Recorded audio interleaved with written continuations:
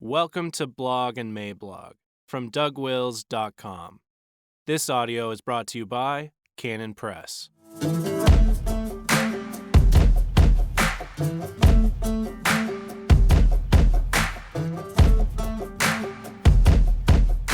Viewing the No Quarter November 2019 game film.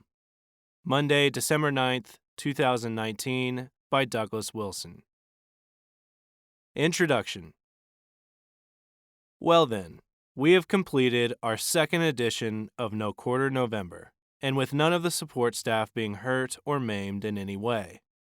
And as you may recall, last year I followed up all the No Quarter November doings with a post-mortem, which you can find at Blog and Mablog. The salient questions were, at that time, how did the month go and why did we do it? Providing you with that explanation last year seemed like a good idea back then, and because it still seems like a good idea, I would like to report on No Quarter November 2019 as well. How did it go this year? And what exactly are we trying to accomplish? These remain reasonable questions, no? First, the stats. I wanted to go over some of the stats with you. I do this mindful of the solemn warning given by Gregory of Nazianzus when he cautioned us about tooting our own kazoo. So we want to be careful not to have this be a braggy-brag thing, but rather something more akin to a report issued to the joint stockholders. I mean, you guys put up with a lot of grief for liking what we are trying to accomplish out here. And so sometimes it must feel like you are the lone weirdo in your church, denomination, or even at the meetings of the Chimacum County Clogging Association. Be encouraged. There are many others out there, other lone weirdos. So we gave you a report last year, and because you didn't tell us not to, we are going to do it again, like right now. But this year we have a bit more detail for you, and by you, I mean those of you who are loyal enough in your support to actually read a report like this. And by a bit more detail, I am talking about the kind of info that our behind-the-scenes worker bees can obtain, men who know how to squeeze the data out of various cyber sources, the same way you might be able to wring out a wet washcloth. That accounts for why this year's report contains quite a bit more precise information, and why there is more water on the counter. Let's start with the giveaways. This year we gave away 19,000 new books. This was a lower number than last year, but there is a good reason for that. 7 out of the 13 books that we offered this year were repeated offers from last year, and those titles had already been given away a bunch in the previous go-round, to the tune of 26,454. The quantity of our traffic was a bit down this year, while the quality of engagement was way up. For the blog posts themselves, the bounce rate last year was 57%, while this year it was 29%. People this year came purposefully, and they came to read. More than that, they came to read words. In the video advertising we did for No Quarter November, the number of new folks who watched it all the way through almost doubled from last year, and this was done on the same advertising budget. Audio consumption was way up. There were 157,254 audio downloads of Blog and Mablog, over 13 posts, meaning roughly 12,000 people took in these unqualified musings via the ear canal. Last year, the No Quarter November 2018 anthology sold almost 1,000 copies within a week of release. In a clear indication that we are going to do this very same thing again, the cover for the No Quarter November 2019 anthology is posted here for your amusement and edification. Given how many of you are audiophiles concerning your audio files, we are planning to release the anthology as an audiobook as well. The promo video for the No Quarter November 2019 was widely viewed, and I am rounding up or down here to the nearest 1,000. There were 12,000 views on YouTube, 127,000 on Facebook, 2,000 on Instagram, and 20,000 on Twitter, for a grand total of 161,000. There are even rumors of a possible Oscar. I won't say who is circulating these rumors, or even if me muttering under my breath constitutes a rumor. But rumors are circulating. Nancy keeps calling out to me from the other room. Doug, did you say something? A rising tide floats all the boats, as they say, and the increased activity registered with some of our other projects as well. As many of you know, I have a weekly podcast called The Plodcast, and there were 79,000 downloads in November. One of them, the one about banning of the plastic straws in California, set a record for the Plodcast with downloads in the neighborhood of 17,000. We also released Season 1 of Man Rampant during this time, and the metric for this one is a little different, so bear with me. With streaming platforms like this one, the most relevant stat in use here is how many minutes have been watched. Thus far, we are past 1 million viewed minutes and are averaging about 15,000 minutes a day. And so what? Now, for everybody who is aware of the stats for all the internet big boys, all of the above is what might be called chump change. So why am I touting these numbers as though they were in any way significant? And the answer is that these numbers are large enough to be significant within a particular theological ecosystem, and that is the Reformed evangelical ecosystem that is trying very hard to pretend, and without registering too much discomposure, that I do not exist. For example, during this last month, there was a Reformed pub dust-up wherein people were exiled simply for mentioning my name. Part of the reason for No Quarter November is to break the existing embargo, and this reason relates nicely to the major strategic reason for all this that will be outlined at the end of this post. No Quarter November last year was a nice beginning for all that, and this year we saw the once tight embargo becoming quite porous. If you went back and read last year's postmortem, you should remember how I mentioned the Troll Guardians. Last year, if somebody retweeted something I said or did, the Guardians would be all over it, claiming that I deny sola fide, or something else outrageous. And so let's just say they were a quite bit busier this year, firing away with the accuracy of epileptic stormtroopers. We get quite the laser show and with no injuries. What interested you guys? What were the most popular posts this year?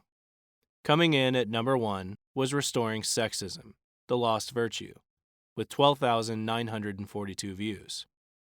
The silver medal goes to the Grace of White Privilege, 12,202 views. And the bronze to A Word in Defense of Rosaria, if I may, 11,809 views. On this last item, I recently saw that Pulpit and Pen published an expose of Rosaria, which cannot really be described as jumping the shark. No, it is more like jumping the Sharknado. In the category of the longest read posts, recognizing of course that this should be a function of gripping prose, or it could also be a function of overinflated wordiness that took longer than it should have to finish, we have 3 different posts to honor. First place was captured by Resolution9 with an average of 19.22 minutes. Exceptions and Loopholes with an average of 17 minutes took second, and Rabshakeh, chief of the pronoun police, with an average of 13 minutes. In a different drummer sort of thing, Rabshakeh also won the honors in this category, that category being the most copied text.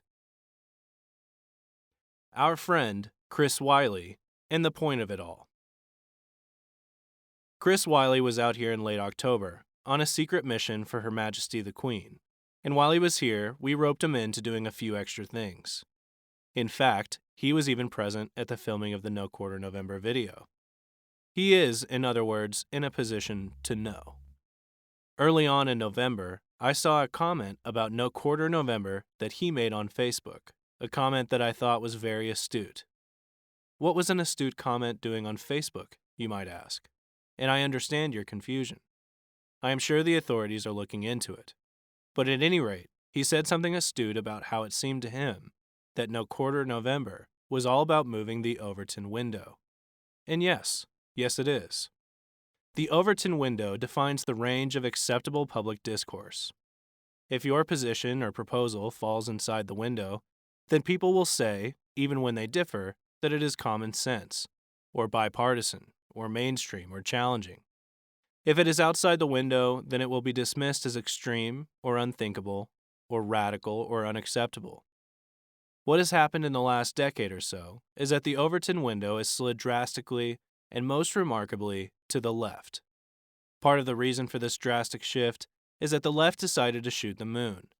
and so they began to summarily declare any position outside of their own as being, by definition, outside of the window. The totalitarianism embedded at the heart of their system has now emerged, and regular people can see how ugly it is. I say the Overton window has moved. What do I mean? For example, and there are many examples, let us hypothetically take a 250-pound weightlifter and mixed martial arts fighter named George Pounder III, who suddenly announces that he is now a woman, Georgiana, and he starts entering women's weightlifting competitions in order to win them all. And he enters the ring in order to begin destroying his opponents. Now, the fact that this could even happen is an indication that the window has moved. But the conclusive proof that the window has really moved is this. If a sportscaster were to say on air, or even privately in a hot mic moment, that he did not think this was fair, he probably would lose his job. And if he didn't lose his job, it would only be the result of him abandoning his masculinity and crawling on his belly for a suitable time, like a Labrador retriever that had just been caught chewing on a slipper. Mark it. What virtually everybody thought just a few years ago is now what? That is right, unthinkable. And sad to say, the evangelical establishment, the establishment running the embargo on us, acquiesces in this kind of thing. Anybody who uses phrases like sexual minorities is acquiescing. Anybody who gives a pass to conferences like Revoice, where labels like LGBTQ+ are thrown around, is acquiescing. What does that plus stand for again? We don't care just so long as it is a sexual minority. We don't care just so long as regular people think it's sick. The reason I am so radical is not because I have somehow become a radical. I have become a radical because I have simply remained where I was. Born in 1953, and all the girls in my class were girls, and all the boys in my class were boys. And I somehow got stuck in my ways. When the Overton window is moving the way it is, you can either move with it and with the times, or you can sit there and find yourselves thinking unthinkable thoughts soon enough, even though you have thought that way your entire life. Because evangelicals have made a fetish out of being winsome, perhaps that is what the plus sign means, they have not wanted to challenge anything. If they challenge this movement, they might be dismissed. If they confront the cultural apostasy, perhaps they will lose influence. Look, you have lost more than enough influence already. Don't tell us how not to lose influence. So No Quarter November is a way of saying to all and sundry that we will continue to think our unthinkable thoughts.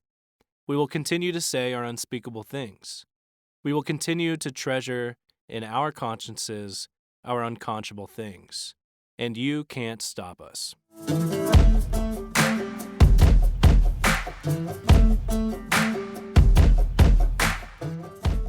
For more books and audio from Douglas Wilson, please visit us at canonpress.com.